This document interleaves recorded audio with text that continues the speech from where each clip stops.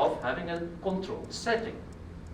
And then we said, okay, if you completely protocol this, let's go to the live environment to see this. If you could protocol this, why not, in fact, presenting this complete protocol to my students? Here you have them, 180 researchers. And we give these researchers the letter to ask for permission, the informed consent form. Okay? We give them, for instance, and this is a nice one, a torso. And the torso was printed on A2 paper, so life size. Okay? And you will see it in a minute. This torso, they had to put it on the floor, then the people had to kneel next to it, and then put their hands on the right place, then to apply the right ribbon. Okay? Good. This, they had to use it, and we had a very, very nice reaction of our students. Here we have the torso. It's the torso of a male person. And then one of the students asked, "Who is it? He's so nice. Can I have his phone number?" And I said, no. Okay. And of course, they also get, for instance, scoring material. Scoring material, where do they put their hands? I will not download this one, simply because you see on the torso, then you have zones. Okay. They also have questionnaires they have to present to the people, and these questionnaires are made in the way they have to be made. Okay. They are made by the researcher, and you see clearly these are backgrounds, data, and it's to teachers. Where do you teach the different positions? Here you get the variable label, the values, okay, that you have to give in the scoring form. Okay. See here the zones where you have to do it, indicating what they do, the reactions of the people. Okay. And then they also get articles, research articles about such comparable studies in other countries. You all know the moment you gather data, you analyze your data, and then you have to compare it with benchmarks. And in this case, we used a variety of benchmarks, for instance, studies in Norway that were always set up. Okay. So the students, they get the instruments, the protocol, all the right information you need to start it up with the informed consent. They even had to sign a deontological code, by the way.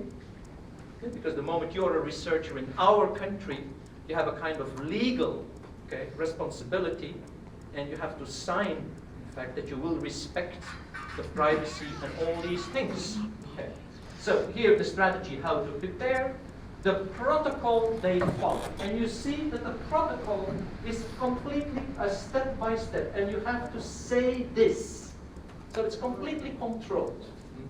Now the first time the students see this, they say, wow, so much work.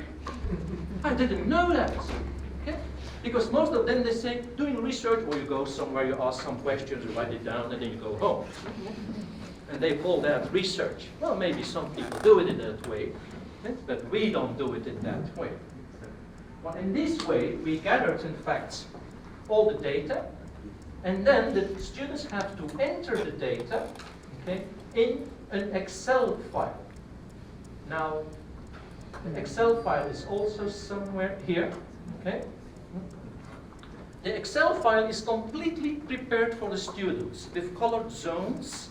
They cannot change the file structure. You know, students are very creative in changing things. Okay? So it's a locked data entry instrument. And then they submit data, all the instruments filled out, and a report. Okay? To help them to develop the reports, they get here the structure of a typical article. Okay? They get the reference articles, and they have to develop this article. Now, what year are these students, do you think? 21, 22. First year students? It's possible, yes. These are, in fact, first year students doing this. And they did it perfectly. I only had to throw away the data of 3 students of 185 students. You, of course, have to check it. And we also sample it, because we have some data from the people they studied. We call them. Yeah? Don't trust. There's something called quality control also in your data. So the reporting is done, and then they upload the Excel file, and you go on. Oh, by the way, these students, they get for this course, this is a 7-credit course, they get 3 such tasks. 3. This is another one. This is in relation to the privacy issues in social software environments, where we develop new tools in collaboration with IT people to gather and guarantee, in fact, the quality of the data. So the thing is that in this approach, I introduce very specific knowledge to the students, and then we involve them in the research cycle continuously in relation to nearly every course. At undergraduate level, you cannot do it in every course because some of the courses are really so founding level. For instance, the basic introduction to mathematics, or there you don't do it. Okay? But at master's level, every course is research linked by obligation in the program. Okay? This I showed. Okay? Very important in our context is that we have this strong link with the library. Okay? And the library is in the computer. Because we have a large library, but if you have, in total, I have about 2,000 students in the programs, you cannot send them to the library. And also, who goes to the library?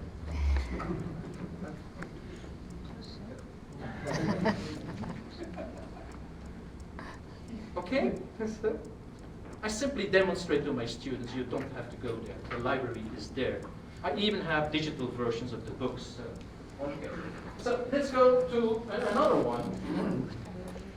So and then I will, for instance, first I will give another example that we did in Ethiopia and was very successful in the veterinary science domain, because they always ask, it's more psychology and education related or medical related. When the veterinary science is the activity where the students are introduced to a number of courses about fodder, okay? Another was epidemiology, another one was society impact of cattle, okay? And this, to what extent having cattle helped you in your position in society. So 3 courses. Of course, these students in developing countries, they are often away from the home base. And they are in fact permanently at university for about 3 months. Then they go away home for a couple of weeks, mostly 3 weeks, sometimes 4 weeks. What's happening in these courses that when the research cannot be carried out in the field work, in the field around the university, they set up research activities linked to the home base.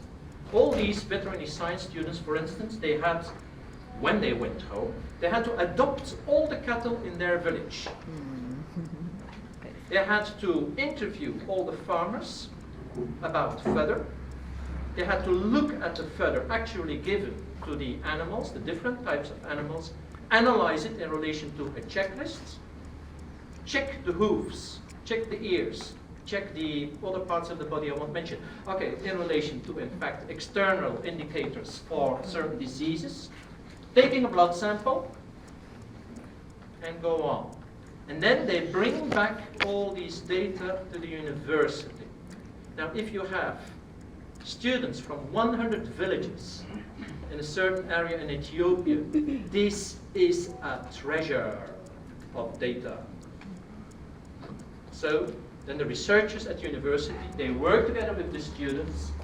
So after the problem definition, research questions, development of the strategy, instrument tools, data collection, data analysis, they simply work with the students in carrying out the research.